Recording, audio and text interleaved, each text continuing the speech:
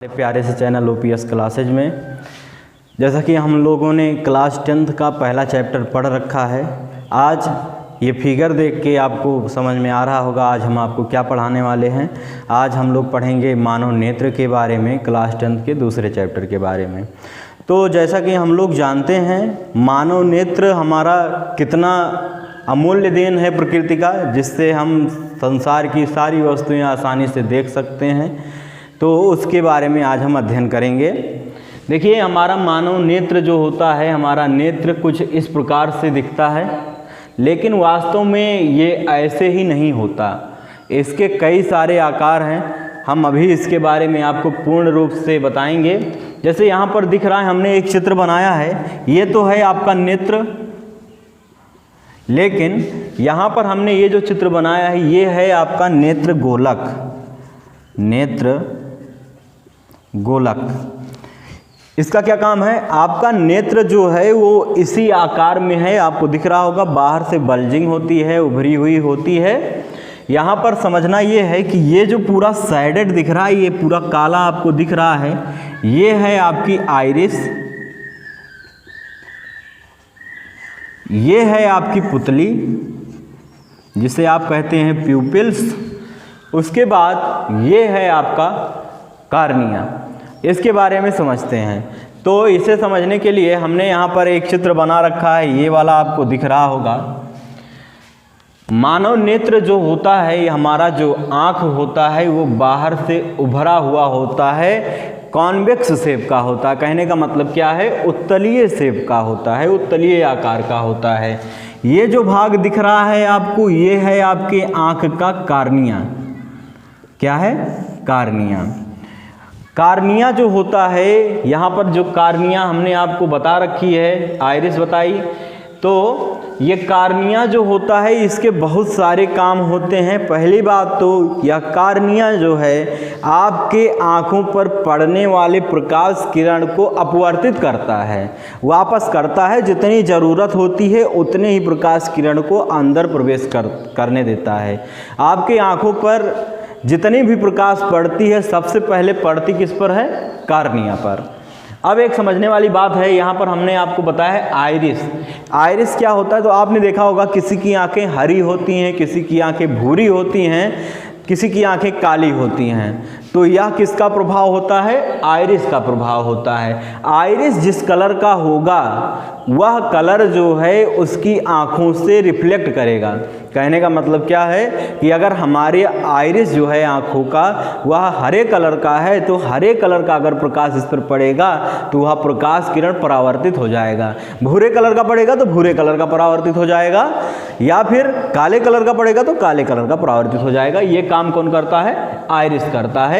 यहाँ पर आइरिस हमने बना रखी है, ये है आपकी आइरिस।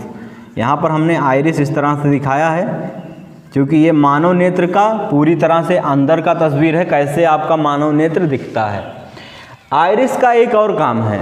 आइरिस क्या करता है? यहाँ पर हमने आपको बताया है, ये है पुतली। पुतली जो ये दिख रही है यहाँ पर भी हमने बनाया है, ये है आपकी पुतली जिसे हम प्यूपिल्स भी कहते हैं।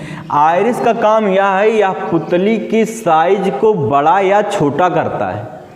पुतली की साइज को बड़ा या छोटा करता है। कहने का मतलब क्या है? यहाँ पर ये जो पुतली है इसी की सहायता से प्रकाश किरण हमारी आँखों में प्रवेश करती है। पुतली की सहायता से ही हमारी आँखों में प्रकाश किरण प्रवेश करती है। अब कितनी प्रकाश किरण हमारी आँखों में प्रवेश करनी है, कितनी हमें देखने की ज़रूरत है, कितनी प्रकाश किरण से हमें कोई वस्तु स्पष्ट दिखेगी, वह डिसाइड करता है आपकी आँखों का आइरिस। जितना प्रकाश किरण की ज़रूरत होगी उतना ही यह पुतली की साइज को कम या ज़्यादा करेगा। कहने का मतलब क्या है? आइरिस यहाँ पर पुतली की साइज को बढ़ाता तथा घटाता है। यह कब बढ़ाता है? जैसे अगर मैं बात करूँ आपसे, दोपहर के समय आपने देखा होगा ज़्यादा प्रकाश किरण हमारी आंखों पर पड़ती हैं। उस समय यह आइरिस जो होता है वह इस पुतली की साइज को कम कर देता है, आकार को कम कर देता है, जिससे कि कम प्रकाश किरण ही हमारी आंखों के अंदर प्रवेश कर सके। इसके फायदे क्या हैं? फायदे ये हैं कि अगर ज़्यादा प्रकाश किरण हमारी आँखों के अंदर प्रवेश करेगा तो हमारी आँखों के अंदर जो कोशिकाएं उपस्थित हैं उन्हें नुकसान हो जाएगा, डैमेज हो जाएंगी, खराब हो जाएंगी, जिससे हमारे नेत्र में भी खराबी आ जाएगी। इसलिए यहाँ पर आइरिस प्रकाश किरण की मात्रा को मेजर करता है, कितनी मात्रा आपकी आँखों के अंदर प्रवेश करनी है, उस हिसाब से पुतली की साइज को कम, छोटा या बड़ा करता है। अब इसके बाद हम लोग देखते हैं, यहाँ पर दिख रहा होगा, हमने यहाँ पर शेडेड बनाया हुआ है, यहाँ पर एक द्रव भरा हुआ होता है जिसे हम लोग कहते हैं जलीय द्रव। जलीय द्रव भरा हुआ होता है यहाँ पर। तीसरी बात ये है, अब आपने देखा होगा यहाँ पर ये जो शेप दिख रही है कार्निया की, ये उभरी हुई है। कार्निया का काम एक और है, हमारी आंखों में जो डस्ट आता है, जैसे हम लोग देखें आंखों में कुछ पड़ गया या मिट्टी पड़ गई, उस डस्ट को आंखों के अंदर प्रवेश करने से रोकना, उसी स्थान पर रोक देना, बाहर निकाल देना, वहाँ से आंखों के अंदर प्रवेश ना कराना। कहने का मतलब क्या, हमारी नेत्र की सुरक्षा में कार्निया का अमूल्य योगदान है। इसके बाद बात करते हैं, आगे बढ़ते हैं, तो यहाँ पर हमने ये दिख रहा है आपको आइरिस। आइरिस को हमने यहाँ पर इस तरह से दिखाया, ये पूरा दिख रहा है जो आपको, ये है आइरिस, यहाँ पर ये है आइरिस शेप, ये पूरा शेप यहाँ तक समाया हुआ है, ये पूरा शेप जो है यहाँ तक समाया हुआ है। कहने का मतलब क्या, ये चित्र अगर मैं बना दूँ कंप्लीट तो इस तरह से दिखेगा।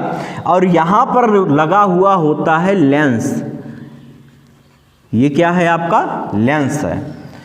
ये जो लेंस होता है यह जलीय लाइक पदार्थ से बना हुआ होता है या प्रोटीन से बना हुआ होता है। यह जो लेंस होता है, मानव नेत्र की जो क्षमता होती है लेंस की, वह होती है 576 मेगापिक्सल। ठीक, मेगापिक्सल मतलब MP। इसके बाद बात करते हैं, ये जो लेंस होता है यह उत्तल लेंस होता है। कौन सा लेंस होता है? उत्तल लेंस। कहने का मतलब क्या है, इस लेंस का काम क्या है, जैसे मान लीजिए यहाँ से कोई प्रकाश किरण इंटर की पुतली से, तो यह लेंस क्या करेगा, पुतली के बाद इस लेंस में वो प्रकाश किरण आएगी और यह लेंस उस प्रकाश किरण को इस रेटिना पर फोकसित करेगा और इस रेटिना पर उसका प्रतिबिंब बनाएगा।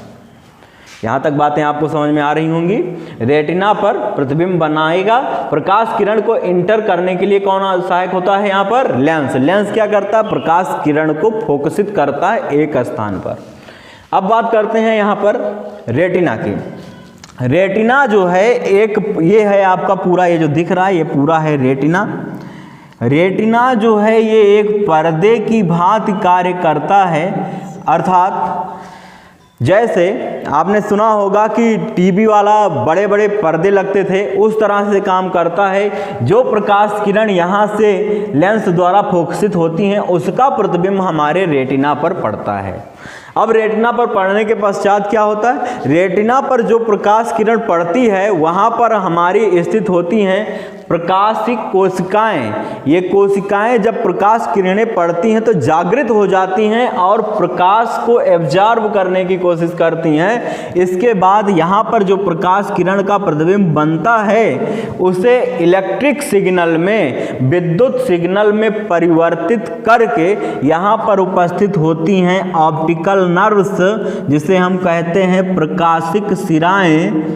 प्रकाशिक सिराएं इलेक्ट्रिक सिग्नल में उस प्रतिबिंब को कन्वर्ट करके बदल कर प्रकाशिक सिराओं के पास भेज देती हैं।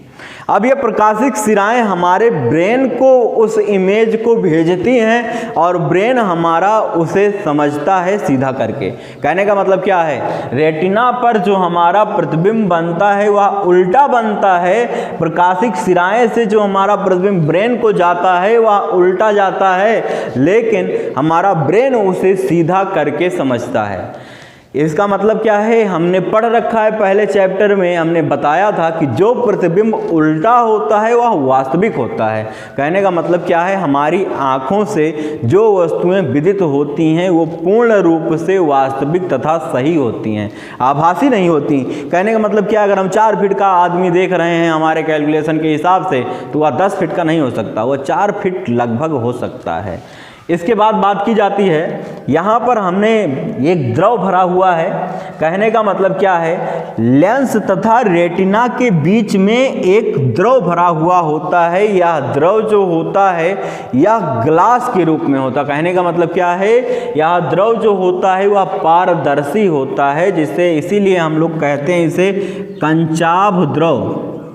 कंचाभ द्रव। यह द्रव पारदर्शी क्यों होता है, यह पारदर्शी इसलिए होता है क्योंकि ये प्रकाश किरणें जो यहाँ से जा रही हैं वो प्रकाश किरणें पूर्ण रूप से जाकर रेटिना पर पड़े। अगर यह पारदर्शी नहीं होगा तो यह प्रकाश किरणें यहीं पर ही रुक जाएंगी, रेटिना पर पहुँच ही नहीं पाएंगी।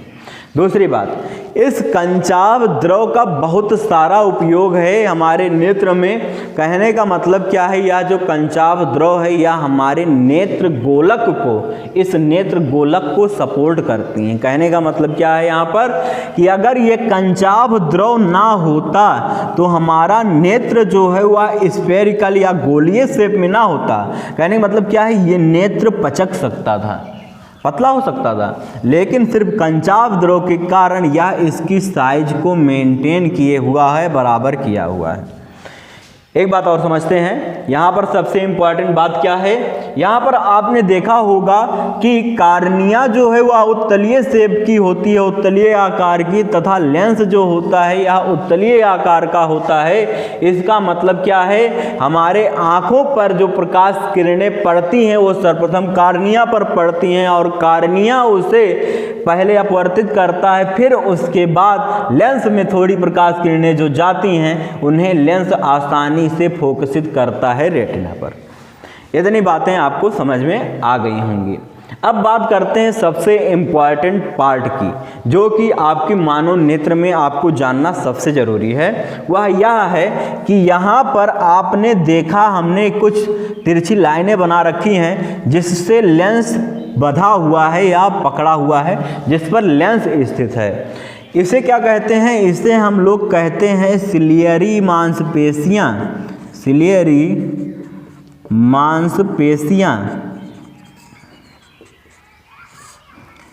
इन सिलियरी मांसपेशियों का बहुत ही इम्पॉर्टेंट काम होता है, महत्वपूर्ण काम होता है हमारी आँखों में।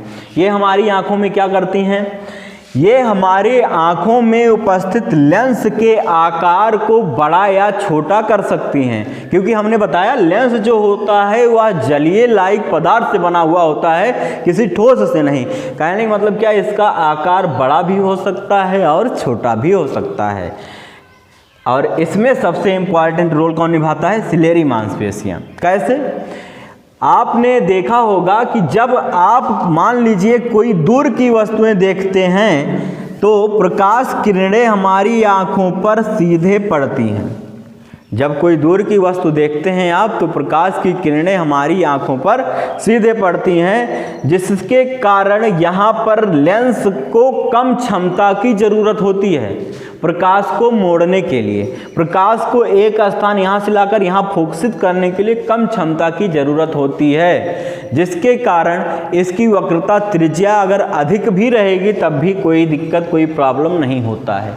लेकिन जब हम अपनी आँखों की, मान लीजिए ऐसे हम देख रहे हैं, पास की वस्तु देख रहे हैं, तब हमें ऐसे पूरी आँख मतलब पूरी क्षमता लगाकर उस वस्तु को देखनी पड़ती है, जिसके कारण यहाँ पर सिलियरी मांसपेशियाँ यह काम करती हैं कि इस नेत्र लेंस के साइज को कम कर देती हैं और इसकी क्षमता को बढ़ा देती हैं, जिसके कारण इसकी वक्रता त्रिज्या कम हो जाती है। वक्रता त्रिज्या कम होने के कारण इसकी फोकस दूरी भी कम हो जाती है और हमारा लेंस आसानी से उस प्रकाश किरण को मोड़कर उसका प्रतिबिंब रेटिना पर बना देता है।